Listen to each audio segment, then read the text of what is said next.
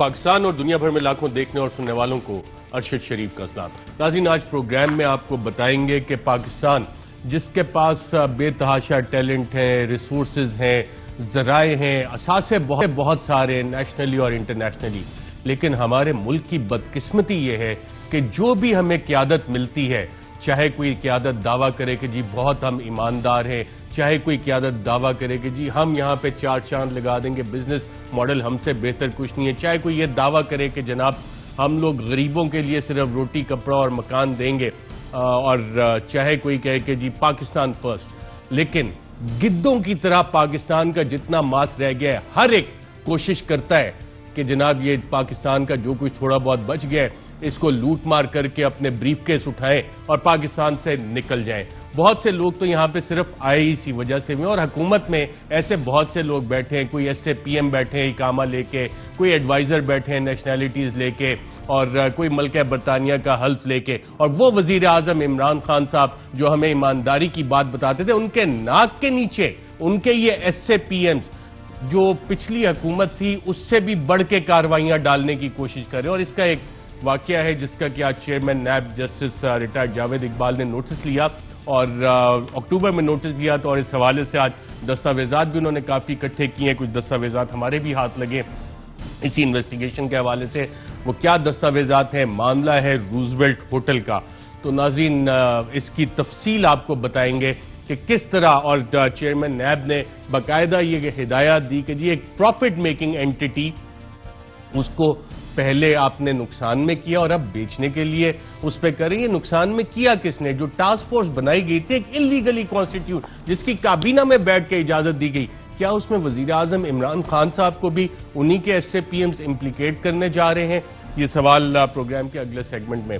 साथ साथ अमरीकी इंतखाबात भी नाज़रीन अपने उसके रिजल्ट्स आ रहे, और चंद ही रिजल्ट्स उसके रह गए जो कि अभी अनाउंस होने, और लग ये रहा है कि जो वाज़े लीड है इस वक्त वो जो बाइडन की है, और अगर जो बाइडन अमेरिका के सदर बन जाते हैं तो एक पाकिस्तान के गश्ती सफीर और एक SAPM जो उनके दामाद के साथ दोस्ती का दावा करके, और बहुत से लोगों को ट्रंप के दामाद के साथ दावा करके दोस्ती का ब्लैकमेल भी करते गए। देखिए, हमारे तो व्हाइट हाउस तक बड़े ताल्लुकात हैं, उन बेचारों का क्या बनेगा इस हवाले से।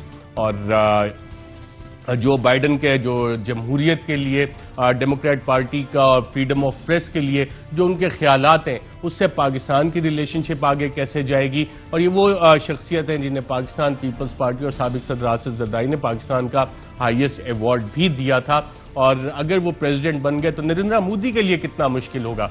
कश्मीर के हवाले से और कश्मीर में जो ह्यूमन राइट्स की वायलेशंस हैं उस हवाले से प्रेसिडेंट अगर जो बाइडन प्रेसिडेंट बनते हैं तो उनकी बड़े वाज़ेह पॉलिसी है। जो US स्टेट पॉलिसी इंडिया के साथ चल रही है विज़ावी चाइना, वो एक डिफरेंट चीज़ है, लेकिन नरेंद्र मोदी के लिए इससे मसाइल होंगे। दुनिया भर में जो पॉपुलर लीडरशिप है उसके लिए मसाइल होंगे। साथ साथ नाज़रीन कुछ बात करेंगे आजकल सियासी मामलात की, और वज़ीर आज़म पाकिस्तान ने आज एक इशाइया दिया अपने इत्तेहादियों को, और उस इशाइये में हमें पता ये लगा कि पाकिस्तान मुस्लिम लीग काफ उसने शिरकत ही नहीं की। हुकूमती इत्तेहादी उन्होंने आज वज़ीर आज़म के साथ बैठ के काफ़ी गिले शिकवे भी हमारी इतलात हैं कि किए। इस हवाले से वो चीज़ें भी याद लेंगी। 2 साल पहले चंद वादे किए गए थे, वो वादे वफा कब होंगे? ये सवाल जवाब का सिलसिला भी इस हवाले से तकरीबन तमाम ही इत्तेहादियों ने उठाया, लेकिन काफ लीग वो क्यों नहीं शरीक हुई? इस हवाले से हम बात करेंगे। मुनस इलाही साहब MNA है, रहनुमाए पाकिस्तान मुस्लिम लीग काफ के। बहुत शुक्रिया मुनस इलाही साहब प्रोग्राम में शिरकत करने का। आपकी मैं एक ट्वीट देख रहा था, और खाने के हवाले से आपने खाना रिफ्यूज कर दिया प्राइम मिनिस्टर साहब का। आपकी तो मेहमान नवाजी, उसके चर्चे ही बड़े हैं कि जनाब बहुत मेहमान नवाज लोग हैं, बड़ा रख रखाव रखते हैं, और वजीर आजम पाकिस्तान का खाना आपने रिफ्यूज कर दिया। ये तो आपकी फैमिली रवायात के भी खिलाफ नहीं जाता? इसमें यह है कि बंदा खाना वहीं खाता है जहाँ पे अगलों के साथ कोई तल्लुक हो, इस तरह का कोई आने जाने का, खानों का या राब्ते का या मुशावरत का। जहाँ पे हम इनके इत्तेहादी हैं वहाँ पे मुशावरत का बहुत बड़ा फुकदान है। अगर ये मुशावरत हमारे से करते मामलात में, हालांकि हम इनको वोट देते रहे और इंशाल्लाह आइंदा भी देंगे। इनको हमने जब PM साहब का वोट था तब दिया, CM साहब की बारी दिया, FATF, बजट, जहां भी इनको हमारे वोट की जरूरत पड़ती है वहां पे हम इनको वोट देते हैं और आइंदा भी देते रहेंगे। अब आगे जहां तक इकट्ठे चलने का है, एक वर्किंग रिलेशनशिप क्रिएट करने का है, सिनर्जी के साथ आगे बढ़ने का है, तो वहां पे PTI की तरफ से और बिलखुसूस प्राइम मिनिस्टर साहब की तरफ से जो है काफी कमी है। तो मुनस इलाही साहब, आपने जो बात की कि हम हर जगह पे सपोर्ट करते आ रहे हैं और कोई भी अक्लमंद शख्स होगा, और वज़ीर आज़म बहुत इंटेलिजेंट है, सुपर इंटेलिजेंस है, इसीलिए मुल्क के वज़ीर आज़म है, उन्हें पता हो कि जनाब चाहे कुछ भी हो जाए आपने वोट मुझे ही देना है, सपोर्ट आपने मुझे ही करना है, फिर आप जो मर्जी नाराजगी का इजहार करते जाए, मैं उसे क्यों खाते में लाऊंगा। आप मेरे जोराने में आए ना आए, खाना खाएं मेरे साथ ना खाएं, वोट तो आपने मुझे ही देना है, मुझे क्या मसला है इस हवाले से। तो ये किस किस्म की आपकी अक्लमंदाना किस्म की सियासत है, क्या मजबूरी है आपकी? अगर तो PM साहब की ये सोच है तो फिर बुलाने मैं की सोच नहीं हूं, मैं वैसे ही एक कोई भी जीशऊर शख्स जो है वो ये सवाल करेगा। मैं भी हाइपोथेटिकल सिचुएशन को आगे लेकर चल रहा हूं। अगर तो वाकई उनकी या उनके कैंप में किसी की सोच है तो फिर हमें बुलाने की भी जरूरत ना करें। वोट की हमारी कमिटमेंट है, वो हम करेंगे। तो ये उससे आगे उन्हें ताल्लुक बनाना है तो उनको एफर्ट करनी पड़ेगी। अब वो अगर एफर्ट करें तो इंशाल्लाह वो एक कदम हमारी तरफ बढ़ेंगे, हम दो बढ़ेंगे। इतनी जो तलखी है इसकी वजह क्या है? वजीर आज़म अक्सर आप जाते हैं, वहाँ भी मामलात जो हैं उसका हल बड़ी अच्छी तरह से निकालते हैं, तो वहाँ यकीनन मुलाकातें तो होती होंगी आपकी क़यादत के साथ भी लाहौर में। हमारी जी आखिरी मुलाकात प्राइम मिनिस्टर साहब के साथ तकरीबन 2 साल पहले हुई थी। ये नहीं, पिछले बजट की बात है, तब हुई थी। और उसके बाद प्राइम मिनिस्टर साहब ने ना बुलाया हमें, ना कोई बातचीत हुई है। जो हमारे इश्यूज हैं, बल्कि इस हद तक हुआ है कि इनके कुछ वुज़रा और इनके MNAs हमारे पास 2-3 दफ़ा आए हैं और उन्होंने कहा है जी कि हम वज़ीर आज़म साहब से बात करके तो सारे मसले हल करा देंगे। कोई जो आपने बातें बताई इनमें से तो कोई ऐसी बड़ी बात नहीं है जिसका हल ना निकले। हमने कहा जी ठीक है, आप ट्राई कर लें। कौन कौन से वुज़रा आए थे? सर, अल्लाह के फजलो करम से जितने भी आए हैं ना, उनमें से दोबारा कोई वापस मुड़ के नहीं आया। वो एक दफा वापस गए या फिर पता नहीं क्या होता है, सब गायब हो जाते हैं। कोई नाम बताना पसंद करेंगे आप? सर वो थोड़ा सा कॉन्फिडेंशियलिटी का मैटर है, मैं उनसे पूछ के आपको मैं मैसेज कर दूंगा उनसे पूछ के। राइट। अच्छा, अब भी क्योंकि ये भी एक अपोजिशन पार्टीज उन्होंने कहा है कि जी जनवरी में इस्लामाबाद में एक धरना लेके आएंगे। पिछली दफा जब धरना आया तो पाकिस्तान मुस्लिम लीग काफ, चौधरी परवेज लाई, चौधरी शुजात साहब, उनको बाकायदा कहा गया, एक टास्क साइन किया गया, उन्होंने डिलीवर किया बड़ा इफेक्टिवली। मौलाना फजलुर रहमान साहब से बातचीत भी की, कोई वादे भी किए थे उस हवाले से मौलाना फजलुर रहमान साहब से, और मौलाना के साथ ताल्लुकात सही हैं, वो वादे तो वफा नहीं हुए आप लोगों ने जो किए थे उनके साथ। अब आप इसी सिचुएशन को ले लें, उस टाइम भी प्राइम मिनिस्टर साहब के कहने पे हम इन्वॉल्व हुए और फिर PM साहब के कैंप के अंदर से ऐसी बातें निकली कि जी शायद ये धरना दिया या वो हमारे कहने पे आए हैं। तो एक जो डिस्कनेक्ट है जी वो क्रिएट हो गया हुआ है प्राइम मिनिस्टर साहब के बीच में और हमारे बीच में। अगर तो इन्होंने मामलात आगे अच्छे तरीके से लेके चलने हैं तो फिर इनको आगे बढ़ के ये इश्यूज रिजॉल्व करने पड़ेंगे, वरना वोट तो हम इनको दे रहे हैं, वो तो हम देते रहेंगे इनको। तो अब दोबारा अगर अपोजिशन के साथ मामलात कोई ना कोई बातचीत करनी पड़ी, हल करने पड़े, क्योंकि पिछली दफ़ा तो हालात ये आ गए थे कि अपोजिशन किसी भी हुकूमती वजीर से मुलाकात करने के लिए तैयार नहीं थी, बात पे यकीन करने के लिए तैयार नहीं थी, इसलिए चौधरी शुजात और चौधरी परवेज लाई साहब को सामने आना पड़ा, आपके दीगर कायदीन को सामने आना पड़ा, मुलाकातें हुई, कुछ खुफिया मुलाकातें हुई, कोई किसी के घर रात गया, कोई कहीं पे आया, ये सारा सिलसिला उस वक्त चल रहा था। अगर अपोजिशन के साथ बातचीत नहीं चली, दोबारा आप लोगों को ये रोल असाइन करें वजीर आजम, तो आप ये रोल अदा करेंगे in addition to giving the votes? ये तो बहुत दूर की बात है जी, पहले वजीर आजम साहब हमारे साथ, जनवरी की बात है। मैं वैसे जरूर बात करूं कि बहुत दूर की बात है, पहले वजीर आजम साहब हमारे साथ अपने मामला तो ठीक करें। देखिए, हम किसी ऐसे बंदे की कोई गारंटी नहीं दे सकते जिसके हमारे साथ ताल्लुका ठीक ना हो। पहले वो हमारे साथ मामला ठीक करें, हमारी एक वर्किंग रिलेशनशिप बहाल हो। पंजाब के मामला हैं, मैं आपको बताता हूँ, हमने तो इस हद तक इनको सपोर्ट किया कि लोकल गवर्नमेंट में पंजाब का ये बिल लेके आए जिसके हम सारे अगेंस्ट थे, लेकिन सिस्टम चलता रहे, मामला आगे चलते रहे, इसलिए हमने इनको सपोर्ट उसमें भी किया। तो आपके प्रिसाइसली मामलात हैं क्या, जो रिजर्वेशंस हैं वो क्या है आपके PTI और वजीर आजम के साथ? सबसे बड़ा इशू है जी मुशावरत का। इन्होंने कोई बिल लेके आना है, कोई कदम उठाना था, जिस तरह गंदम में जो कुछ इन्होंने किया है, बाकी जो मामला है महंगाई के ऊपर है, इंडस्ट्रियलाइजेशन की पॉलिसी है, बेतहाशा चीज़ें। हम सिर्फ इनसे ये गुजारिश करते हैं कि आपने जो भी पॉलिसी बनानी है, अगर कोई बिल लेके आना है पार्लियामेंट में, वफाक में, सूबे में, आप एक दफ़ा हमारे से मशवरा कर लें। हमारी यही कोशिश होगी कि आपको अच्छा मशवरा दें ताकि मामला आगे चलें। हमें देखें, अगर इनका नुकसान होता है पीटीआई का, तो हमारा भी नुकसान होगा, हम इत्तेहाद में हैं। अगर इनके वोट कम होंगे, हमारे भी कम होंगे। तो हम तो नहीं चाहेंगे कि इनका नुकसान हो और हमारा नुकसान हो। मुन्नस इलाही साहब, आपने अभी थोड़ी देर पहले खुद ही कहा था कि अनकंडीशनल आप सपोर्ट दे रहे हैं वोटिंग के हवाले से, लेजिस्लेशन के हवाले से, तो फिर मुशावरत की क्या ज़रूरत है जब मुझे पता है कि आपने मुझे अनकंडीशनल सपोर्ट इस हवाले से देनी है। मैं स्याह करूं, सफ़ेद करूं, आप हमारे साथ खड़े। एक तरफ आप किसानों के दुख दर्द भी लेके चलते हैं, साथ हुकूमत का भी हिस्सा है, साथ आप सवाल भी उठाए रहते हैं और सपोर्ट भी करते हैं। अब किसानों का जो मसला हुआ है, गंदम का जो क्राइसिस आया है, शुगर का जो क्राइसिस आया, आप किसको जिम्मेदार समझ रहे हैं? इसमें मसला जिस तरह गंदम का जो इशू है, इसमें हुआ ये थी कि जब हमारे दौर में होता था, हर साल ये बैठ के एक पॉलिसी बनती थी, उसमें जो मिलर्स हैं, फ्लावर मिलर्स हैं, उनको ऑन बोर्ड लिया जाता था, किसानों को ऑन बोर्ड लिया जाता था, और गवर्नमेंट का काम होता था बैलेंस क्रिएट करना डिमांड सप्लाई में। वो एक जो बैलेंस है वो इस बारी क्रिएट नहीं किया गया। शुगर में भी एग्जैक्टली ये सिचुएशन हुई है। तो हमने इनको, इस गवर्नमेंट को भी हमने ये मशवरा दिया था कि आप लोग बैलेंस क्रिएट करें। ये आप गवर्नमेंट को बैठ के मॉनिटर करना पड़ता है कि कितनी ऑफ टेक होगी, या मजीद मंगवाने की जरूरत है, और इसको स्लोली मॉनिटर करके रिलीज करना पड़ता है। उस तरफ जब कोई बात आती है तो वहां पे हमें टोटली पिक्चर में नहीं रखा जाता। जब कोई लेजिस्लेशन की जरूरत होती है तो इनके जो वुज़रा हैं या जो इनके एमएनएज एमपीज हैं जिनका हमारे से तल्लुक है, उनको भेज दिया जाता है कि जी इनको क्या मेहरबानी करें जी, हमें सपोर्ट करें इस बिल पर। तो ये जिन लोगों के साथ ताल्लुक है आपका, जो सपोर्ट का कहते हैं, वो कौन लोग हैं? हैंड इनके पीटीआई के ही हैं, कुछ हमारे गए हुए थे वहां पे, कुछ पुराने पीटीआई के हैं। मैं उन लोगों की बात कर रहा हूँ जो पीटीआई के अंदर एक सेंसिबल लॉट है, जो कि रीजनेबल लोग हैं। ये वो सेंसिबल लॉट है कि जब आपकी तरफ से ट्रक भर भर के पीटीआई में गए थे, ये वो वाली सेंसिबल लॉट है जो पहले काफ का हिस्सा थे? मैं कोई कमेंट इस पे नहीं देना चाहता, नाम ना ही लें तो बेहतर है जी। अच्छा, मुन्नस इलाही साहब, अभी जो सिचुएशन इस वक्त बन रही है, एक पाकिस्तान तहरीक इंसाफ की हुकूमत के खिलाफ मुत्तहदा अपोजिशन, 11 जमातें, और एक तरफ हुकूमत का जो मेन इत्तेहादी है वो भी नाराज होकर बैठा है पंजाब में, और सेंटर में आपकी सपोर्ट काफ़ी मैटर करती है। अख्तर मेंगल साहब भी नाराज होकर बैठे।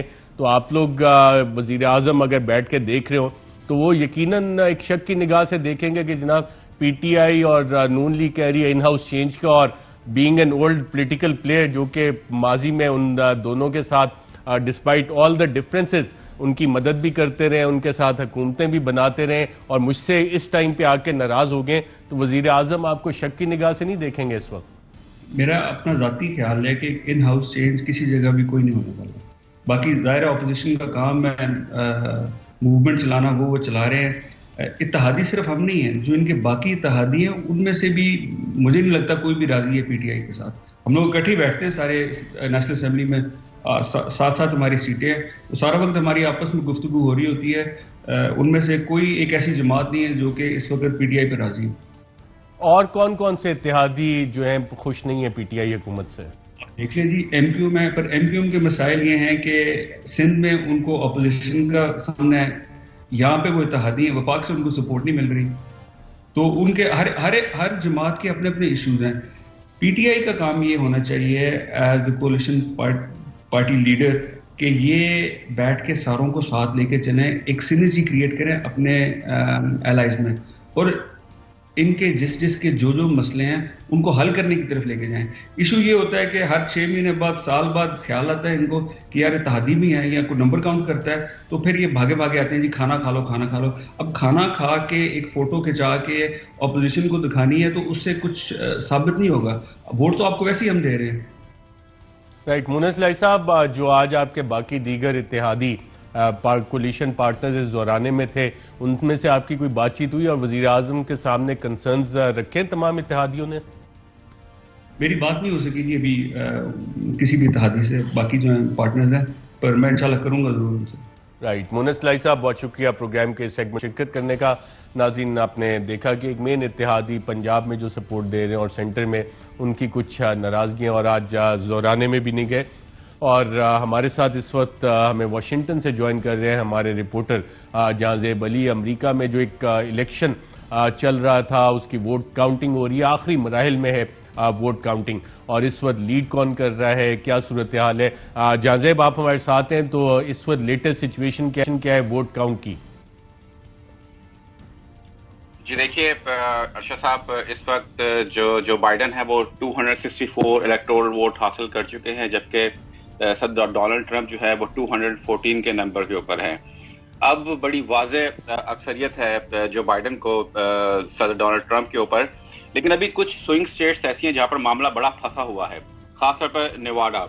अब नेवाडा वो स्टेट्स है जहां पर जो बाइडन लीड कर रहे थे कल तक, लेकिन वहां पर जाकर सदर डोनाल्ड ट्रंप ने वोटिंग रुकवा दी और वहां के कोर्ट में एक लॉ सूट दायर कर दी इस बुनियाद के ऊपर, क्योंकि मेल इन बैलेट डाक के जरिए वोट इतना ज्यादा आ रहा था कि वहां पर एक मशीन रखी गई है जो कि ऑटोमेटिकली लोगों के सिग्नेचर्स को वेरीफाई कर रही है।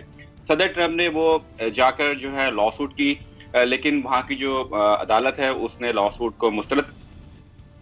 नेवाडा का जो इलेक्शन कमीशन है उन्होंने ये किया है कि अब ये पोलिंग जो है नेक्स्ट ट्यूसडे तक जो है काउंटिंग जो है, यानी कि 10 तारीख तक अब जो भी डाक के जरिए वोट मौसूल हो रहा है नेवाडा के अंदर, वो 10 तारीख तक जो है वो काबिल कबूल होगा काउंटिंग के लिए। लेकिन उसके ऊपर मोहर जो है वो 3 नवंबर या 3 नवंबर से पहले की होनी चाहिए। अगर 3 नवंबर से के बाद वो डाक के वाला वोट, तो वो काबिल कबूल नहीं है 3 नवंबर या उससे पहले। अब ये मामला रोज तक तो नेवाडा का लटक गया है।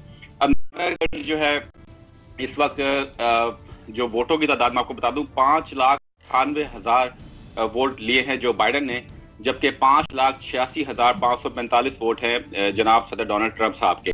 तो मुतवक्का तौर पर ये जो है इस वक्त, सॉरी मैंने आपको बता दिया है कि बता रहा हूँ 5,86,545 वोट है सदर ट्रंप के, तो 49.5%, 48.5% पे है सदर ट्रंप। अब एक और बड़ी अहम स्टेट है जॉर्जिया, और जॉर्जिया में इस वक्त सदर ट्रंप लीड कर रहे हैं। नॉर्थ कैरोलिना यहाँ पर भी सदर ट्रंप लीड कर रहे हैं। पेंसिल्वेनिया में भी सदर ट्रंप लीड कर रहे हैं, लेकिन पेंसिल्वेनिया का भी इंतखाब अभी वहां पर तकरीबन 1.4 मिलियन वोट्स, 14 लाख वोटों की गिनती अभी होना बाकी है। एरिजोना एक बहुत बड़ी स्टेट है जहां पे भी गिनती जारी है, और वहां पर नायब सदर जो बाइडन को अच्छी खासी लीड है।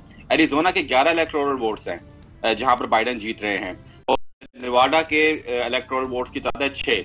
बस नेवाडा के वो इंतखाब जीत गए, लेकिन अभी जो कह सकते हैं कि हतमी नताइज इन इंतखाबात का ट्यूसडे तक है वो तो नहीं है। आज भी अमेरिका के अंदर ट्यूसडे जो है एक हफ्ता कम अज कम लगेगा हतमी नतीजा सामने आने में, लेकिन उससे पहले जो सदर ट्रंप स्टेट्स जीत रहे हैं, अगर वो जीत भी जाते हैं तो उनके वोटों की गिनती पूरी नहीं होती। उनके वोटों की गिनती पूरी नहीं होती, और जो बाइडन को भी 6 वोट चाहिए, ये 6 वोट्स उन्हें नेवाडा से मिल सकते हैं, एरिजोना से मिल सकते हैं।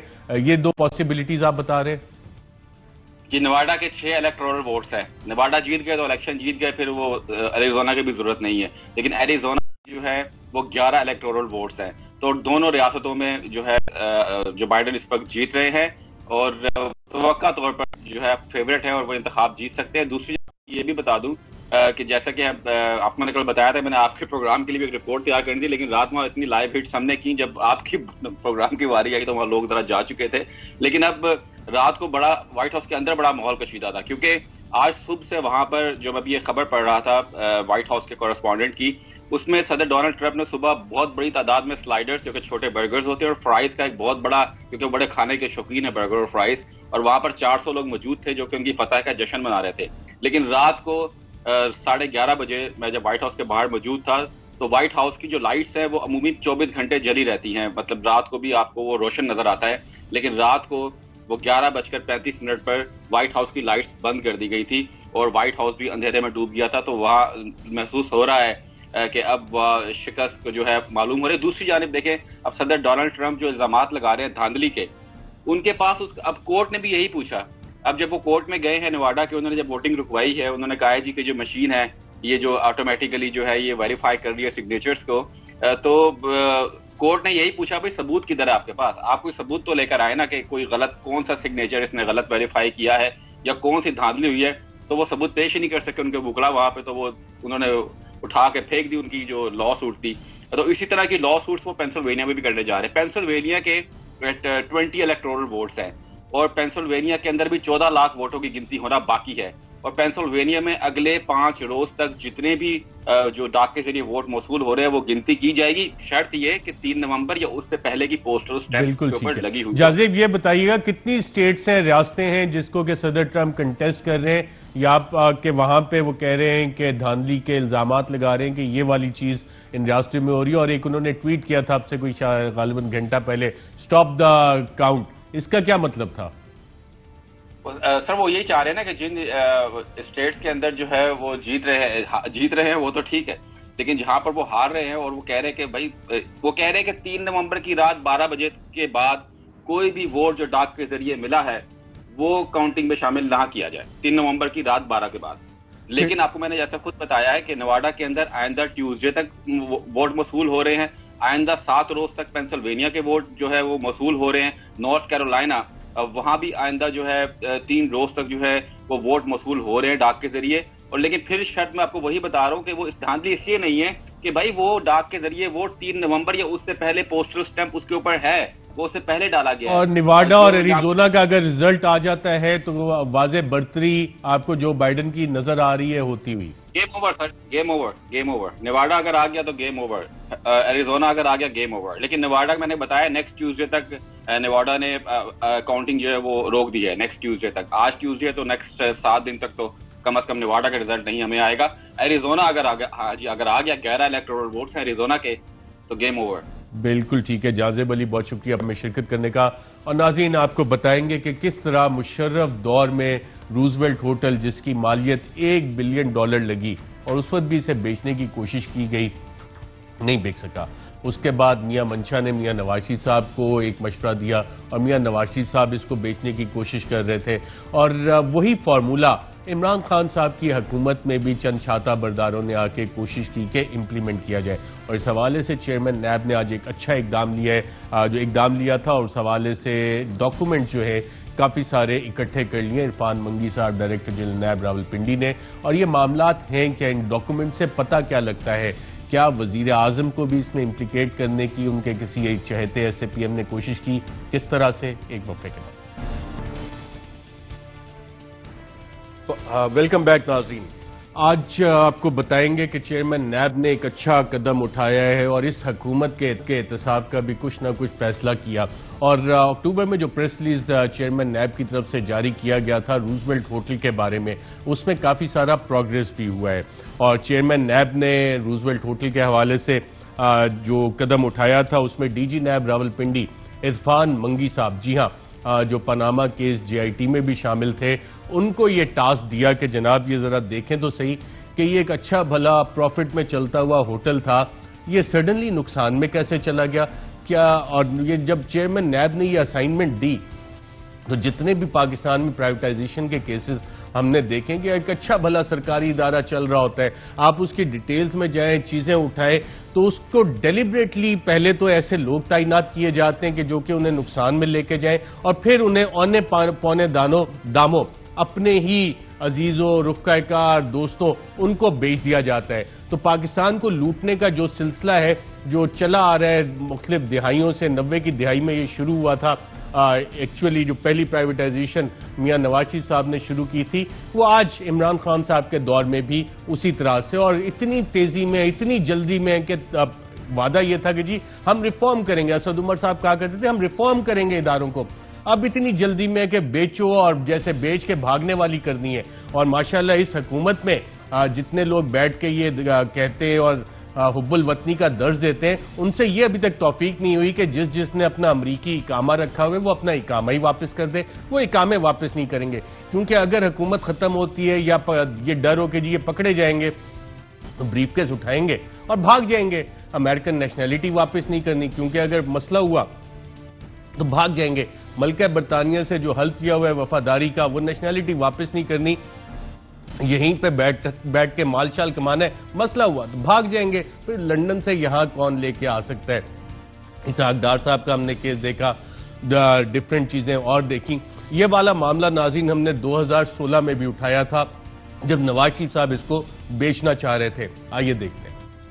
अब मैं आपको दिखाता हूं कुछ दस्तावेजात के पीआईए के साथ क्या हो रहा है, उनके असासों की कीमत क्या लगाई जा रही है। अगर आप स्क्रीन पे देख सकें तो रूजवेल्ट और स्क्राइब, रूजवेल्ट न्यूयॉर्क में और स्क्राइब पेरिस में बेचने का ख्वाब जनरल मुशर्रफ का भी था, उसके बाद की हुकूमत का भी, और आजकल नवाज शरीफ साहब का भी है। रूजवेल्ट की कीमत लगाई है 359 मिलियन और स्क्राइब होटल पेरिस की $258 मिलियन। और असद उमर साहब, कामिल अली आगा साहब सब जानते हैं कि रूजवेल्ट की कीमत जो मार्केट वैल्यू है इस वक्त वहां पे कम से कम $1 अरब की है। ये चीज आप जाके खुद भी चेक कर सकते हैं, वेबसाइट्स पे डिफरेंट चेक कर सकते हैं कि जहां पे रूजवेल्ट होटल मौजूद है उसकी मार्केट वैल्यू क्या है। जी नाज़रीन, आपने देखा तकरीबन $350 मिलियन नवाज शरीफ साहब के दौर में लगी थी। क्योंकि अब 3-4 साल गुजर गए हैं तो इन्होंने कहा हम थोड़ा बेहतर करते हैं। सेनेट की एविएशन की कमेटी को जो पीआईए ने प्रेजेंटेशन दी, उस प्रेजेंटेशन में जब आप देखते हैं तो ये बताते हैं कि जो बेस्ट प्राइस हमें पीआईए की मिल सकती है ना, वो तकरीबन $562 मिलियन। अब और यही वो होटल है जिसकी के जनरल परवेज मुशर्रफ के दौर में $1 अरब की मालियत कीमत लगी थी। अब पाकिस्तान में जितने लोग हैं और एक जनरल प्रिंसिपल भी है कि ना, प्रॉपर्टी की कीमत तो हमेशा से ऊपर जाती है। इतनी वाहिद होटल है कि हर हुकूमत आती है इसकी कीमत हर साल कम करती जाती है और हाथ मारने की कोशिश करते हैं। इस पे नज़र मियां नवाज शरीफ साहब और उनके दोस्तों की हुकूमत में भी लोगों की इस पे नज़र पड़ी और मियां मंशा साहब ने एक बड़ा फार्मूला बज़ाहिर दिया कि ना, पीआईए जो लॉसेस कर रही है, लॉसेस को स्क्राइब और इसमें रूजवेल्ट होटल में पार्क करें, उसके बाद वो दोनों लॉसेस में जाएंगे तो उनको भी फिर दोस्तों यारों में बेच दें। इधर से एयरलाइन भी प्राइवेटाइज हो जाएगी, उधर से होटल भी। और क्या मशवरा दिया था मियां मंशा साहब ने, आइए देखते हैं। उनके पास 2 होटल थे, एक रोजवेल्ट न्यूयॉर्क में और एक पेरिस में होटल था। And I looked at the valuation, it's just before Lehman brothers, the valuation and the losses were almost equal. मैंने कहा ये सारे लॉसेस इधर पार्क कर दें और एयरलाइन को डेट फ्री करके इसको भेज दें। ये पाकिस्तान के कामयाब तरीन बिजनेसमैन कहा जाता है, बहुत बड़े बिजनेसमैन, लेकिन फार्मूला देखें, सारे लॉसेस होटल्स में जो कि प्रॉफिट मेकिंग एंटिटीज हैं उधर पार्क कर दें। और उसके बाद होगा क्या, जब एयरलाइन के लॉसेस उधर पार्क होंगे तो रूजवेल्ट होटल और स्क्राइब भी नुकसान में जाएंगे, तो उसको भी फिर यही वाला फार्मूला देंगे। तो ये वाइट कॉलर क्रिमिनल्स हमारे जो है हुकूमतों को मशवरे इस तरह के देते और फिर उस पर अमल भी करवाते हैं। और नवाज शरीफ साहब बतौर वज़ीर आज़म इस पर कन्विंस भी हो गए थे। और यही जो अल्फाज आपने मियां मंशा के सुने, उन्हीं अल्फाज को जरा नवाज शरीफ साहब के ज़बान से सुन लें। जितनी आपकी पीआईए के भट्टा आपका बैठ गया है, पीआईए को आप ठीक कर सकते हैं। आपका वहां पे न्यूयॉर्क में एक होटल है, उसका नाम है रूजवेल्ट, उसको आप बेचें, पीआईए के सारे कर्जे उतारें, पीआईए के लिए गवर्नमेंट साथ पैसा दे और नए जहाज खरीदें।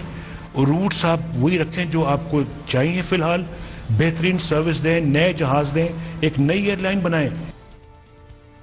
जी नाज़रीन, आपने देखा हुकूमत में आइडियाज कैसे जाते हैं। हर दौर में इसी तरह का मंजन बेचा जाता है। जो वजीर आजम के दोस्त यार होते हैं या दोस्त हुए access to the prime minister, इस दौर में भी चंद नए छाता बरदार आए और उन्होंने वजीर आजम के कान में पहले दिन से डालना शुरू किया कि जी रूजवेल्ट को हमने बेचने। और चेयरमैन नैब ने और इरफान मंगी साहब ने जो दस्तावेजात हासिल किए उसमें वो तमाम रिकॉर्ड भी उन्होंने मंगवा लिया मुख्तलिफ इदारों से कि जनाब ये माजी में तो ये प्रॉफिट मेकिंग एंटिटी थी और जब भी ये इस पे हाथ साफ करने की कोशिश की तो सवाल उठता था कि जी एक प्रॉफिट मेकिंग एंटिटी को आप क्यों बेच रहे हैं। तो कहा यह जाता है कि जो गिरा कट गया, कफन चोर आ गया, यहां पे कार्रवाई अलग डाली गई। उन्होंने कहा जी ये होटल ही नुकसान में चला गया। जब आप इसकी फाइनेंशियल शीट्स देखते हैं और रूम ऑक्यूपेंसी अगर आप रूजवेल्ट होटल की देखें तो मुतअद्दिद सालों में 89% और इवन 2018 और 19 में भी 88 और 87% रूम ऑक्यूपेंसी इसकी होटल की 2018 और 19 में भी रूम ऑक्यूपेंसी इस हवाले से जा रही है। और फिर भी कहा जा रहा था कि जी ये नुकसान में जा रहा है। फिर मसले क्योंकि कार्रवाई डालनी थी, जी यूनियन वाले 4% हर दफा से रेज मांग लेते हैं, बजाय इसके कि बिजनेस मॉडल अपना बेहतर करें, चीजें बेहतर करें, हमने इस असासे को बेचना है। और कार्रवाई शुरू कब होती है? हुकूमत बनती है अगस्त 2018 में गालिबन, और दिसंबर में इस पे लेटरबाजी शुरू हो जाती है। पहला खत एविएशन डिवीजन को पीआईए की तरफ से जाता है दिसंबर 14, 2018 को कि जनाब ये रूजवेल्ट होटल जो है हमें इसकी प्रॉफिटेबिलिटी कम होती नजर आ रही है तो इसको बेच दें। और दिसंबर 2018 से लेके अभी तक ये खतो खिताबत का सिलसिला पीआईए की तरफ से चल रहा था। पीआईए एक प्रॉफिट मेकिंग एंटिटी को बेचना चाह रही है, वो भी सिर्फ 562 मिलियन। उस प्रॉपर्टी और लैंड की कीमत प्राइम लोकेशन पे जो कि मुशर्रफ दौर में 1 अरब की कीमत लगी थी, जिसको नवाज शरीफ साहब 300-350 मिलियन डॉलर में बेचना चाह रहे थे। और अब जो नए साइंसदान आए हैं कि जी क्विक बक बना लें यहाँ पे, जिनमें से कुछ के प्रॉपर्टी डीलिंग के बिजनेसेस भी हैं, प्रॉपर्टी डीलर्स भी हैं। और जब उनसे सवाल कौमी असेंबली में किया जाए कि जी SAPMs की तालीमी काबिलियत तो बता दें, गालिबन मोहसिन रांझा साहब ने यह सवाल किया था कौमी असेंबली में कि जनाब ये SAPMs जो आपके आए हुए हैं ये तो बता दें कि इनकी तालीमी काबिलियत क्या है। इनमें से चंद के पास तो डिग्रियां हैं, लेकिन शायद एक आधा ऐसा है जिसके पास O लेवल की डिग्री भी नहीं है और उसको जाली शायद कोई सर्टिफिकेट वगैरह बनाया हुआ है O लेवल का। और जब वेरिफिकेशन भी मोहसिन रांझा साहब क्योंकि बैरिस्टर भी हैं, उन्होंने मांगी हुई है कि जी इसको वेरीफाई भी करवा के दें, तो इतने माह गुजर गए वो भी नहीं दिया जा रहा। और ये ऐसे O लेवल फेल किस्म के जिन्होंने मैट्रिक भी नहीं किया वो भी SAPM बैठे हुए हैं। तो क्रोनिज्म, फेवरेटिज्म, नेपोटिज्म का ये बाकायदा एक केस बनता है इसी हवाले से। चले इसको भी छोड़ दें, ये वो SAPMs हैं वजीर आजम के, इनमें शायद ऐसे भी हैं जिन्होंने FBR में, हुकूमत हमें तो कहती रहती है कि जी टैक्स फाइल करें, और एडवाइजर या SAPM ऐसे हैं जो खुद टैक्स फाइल नहीं करते। और यह सवाल रफीउल्लाह साहब ने कौमी असेंबली में उठाया, काफी माह गुजर गए, इसका जवाब भी नहीं दिया गया। और कासिम सूरी साहब ने जब इन्हें इंसिस्ट किया लास्ट सेशंस में कि ना मेरे इस सवाल का जवाब ही ले दें, मुझे बार बार आ रहा है, इन्हें असेंबली से उठा के बाहर फेंक दिया गया। तो ये हालात है। नाज़रीन, मैं दोबारा कहानी की तरफ आता हूं इस हवाले से। अब आपको चंद दस्तावेजात जो नैब ने भी हासिल किए और इसको देख रही है, आपको सरकारी दस्तावेजात दिखाते हैं कि केस नंबर CCOP 5 ऑफ 2 जुलाई 2020। और जब आप इन चीजों को देखते हैं, इन मिनट्स को देखते हैं, तो हमें पता लगता है कि जनाब 14 नवंबर 2019 को एक टास्क फोर्स, 15 नवंबर 2019 को एक टास्क फोर्स बनाई गई under the chairman of minister for privatisation. और इसमें था कौन कौन? SAPM on overseas Pakistanis, secretary aviation, secretary privatisation, secretary finance, COPI cell and legal and financial consultants. और कैबिनेट ने इस पे ठप्पा लगाया क्योंकि एक्सपीरियंस लोग थे काफी कि जी ये टास्क फोर्स बननी चाहिए, लेकिन ये टास्क फोर्स थी इल्लीगल। और इस हवाले से 24 दिसंबर 2019 को एविएशन डिवीजन ने इस पे सवालात उठा दिए। और ये मैं आपको नाज़रीन सरकारी वो रिकॉर्ड दिखा रहा हूं जो कि ये व्हाइट कॉलर क्राइम का एक टिपिकल केस बनता है, जिसमें कि एक प्रॉफिट मेकिंग एंटिटी को नुकसान में डाल के इस तरह के डिसीजन लेके कि ये नुकसान में जा रही है, उसकी जगह भी बेचनी है, उसका JV भी करना है इन्होंने, और रूजवेल्ट होटल को गिरा के कुछ नई इमारत भी बनाने के प्लान है। सारी चीजें पहले से डिसाइडेड है और पहले दिन से वही प्रपोजल आखिरी वक्त तक आ रहा है। तो इसलिए बेहतर था कि होटल को हमने लॉस में लेके जाना है। अब उस पर बहाने 10 इन्वेंट किए जाएंगे। और ये एविएशन डिवीजन का जो एतराज है इस हवाले से, जिसमें लिखा हुआ है कि जी उन्होंने फंडामेंटल क्वेश्चन उठाए, बुनियादी सवालात उन्होंने उठाए।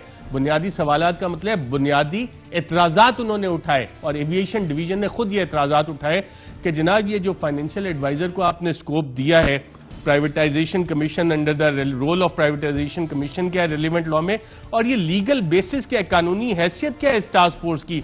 प्रोपोज TORs जो है टास्क फोर्स के, वो तो बेसिकली फंक्शन है प्राइवेटाइजेशन कमीशन का।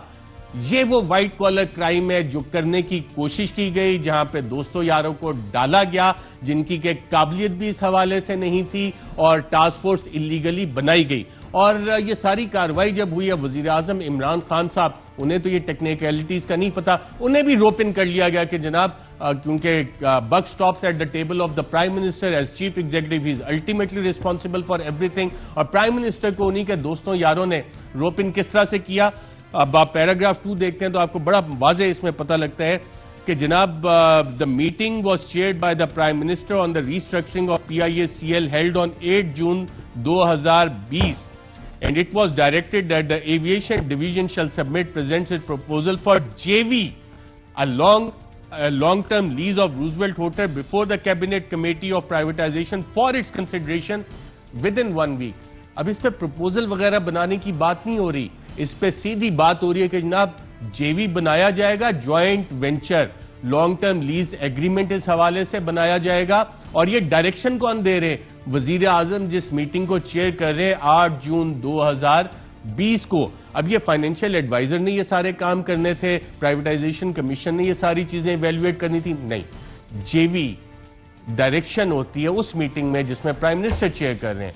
और इसकी वजह क्या है? इसकी वजह यह है कि उनके SAPM साहब जो हैं वो पहले दिन से कहते आ रहे हैं, और इसके पैराग्राफ 5 में बड़े वाज़े तौर पे लिखा हुआ है कि SAPM on overseas Pakistanis was of the view that the task may be handled by the Privatization Commission in consultation with Board of Investment, and the model adopted by the Privatization Commission in case of land bank privatization may be considered for adoption. और JV की बात इन्होंने हम TV के एक programme में भी की जो कि 18 जून को थी गालिबन।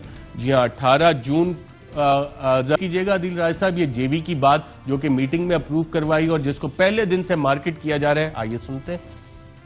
एक JV का प्रोस्पेक्ट हो सकता है, लेकिन उस प्रोस्पेक्ट से तक पहुंचने के लिए प्राइवेटाइजेशन है, बोर्ड ऑफ इन्वेस्टमेंट है, एविएशन मिनिस्ट्री है, एक टास्क फोर्स बनी हुई है खाली एडवाइस करने के लिए, क्योंकि सरवर खान साहब ने तो कोई डेवलपमेंट नहीं की हुई टेक्सला के बाहर।